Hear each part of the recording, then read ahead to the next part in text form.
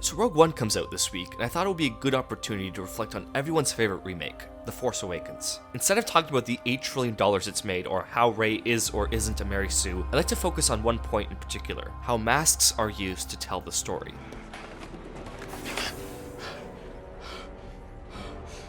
One of our new leads in The Force Awakens is FN-2187, or Finn. Now Finn is the first stormtrooper turned hero in the Star Wars universe. Throughout the film, he rescues a rebel pilot, returns a critical BB unit, and also plays a crucial role in destroying Starkiller Base. That's quite a change of heart for a clumsy foot soldier.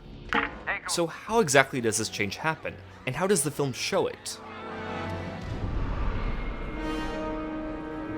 There's something inherently powerful about the image of a blood-marked stormtrooper mask. It's the visual of a mental scar that Finn will have to deal with for the rest of the film. Not only that, but it creates a clear separation between him and the rest of the stormtroopers. During the opening shots of the film, Finn is indistinguishable from the other stormtroopers, but after this moment, he becomes isolated, with the camera constantly distancing him from his peers. At the beginning of this scene, Finn is just another stormtrooper, but at the end, he is ready to embark on his journey. However, Finn will not be the only one to embark on this journey.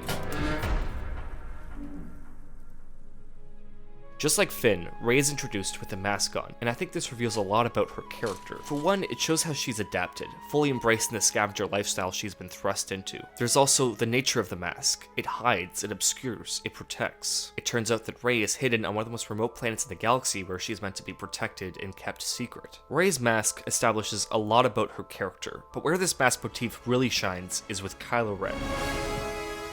Now Kylo Ren is our new big bad Sith, and at first glance he looks an awful lot like Darth Vader. This design is of course intentional, with the character being obsessed with the legacy Vader left behind. The film even gives him the exact same introduction that Vader had in A New Hope. This comparison that the film draws with Darth Vader reveals a lot about Kylo Ren. Where Vader is calm and collected, Ren is impulsive and has temper tantrums. Where Vader is fully in touch with the dark side, Ren is shaken and torn by both sides. This all plays into why he wears the mask. Vader wears his to breathe and to keep his destroyed body alive, but Ren uses the mask to hide his true self. For Kylo Ren, the mask doesn't represent who he is, but who he wants to be. While more understated, this duality was also present in Vader himself. His redemptive moment, for instance, was when he finally took off his mask.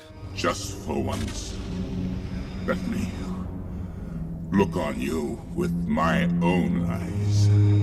In The Force Awakens, Ren doesn't take off his mask to be redeemed, but to be challenged. In this scene, Rey more or less calls his bluff, so in a desperate move, he opens up to her in order to extract vital information. However, without his mask to protect him, Ren loses the confrontation. You're afraid that you will never be as strong as Darth Vader. From this point on, Ren becomes utterly unstable. He starts to panic, his emotions start to seep through, and his temper tantrums get even worse.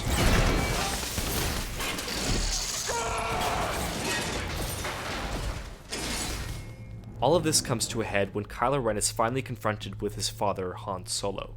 Ben!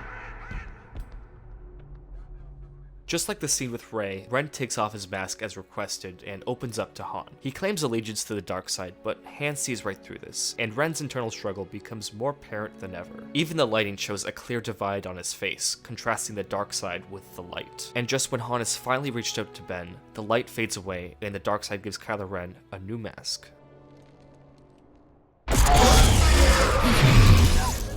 As Kylo Ren has finally embraced the dark side, he no longer needs the mask. Thank you.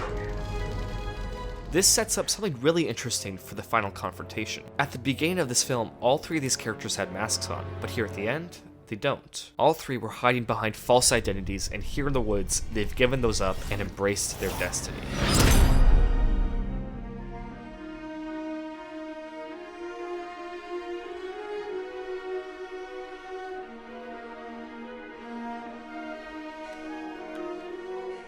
Kylo Ren's arc is told entirely through his face. Rey even gives him a new mark for good measure. This is what I love about Star Wars, how the props and the sets and the worlds are used to elevate character. It's details like Kylo Ren's lightsaber reflecting his personality, or Poe Dameron's jacket showing Finn's shift to the Resistance. It's details like Finn's entire arc being developed through one image. It's not just about what these masks say about these characters.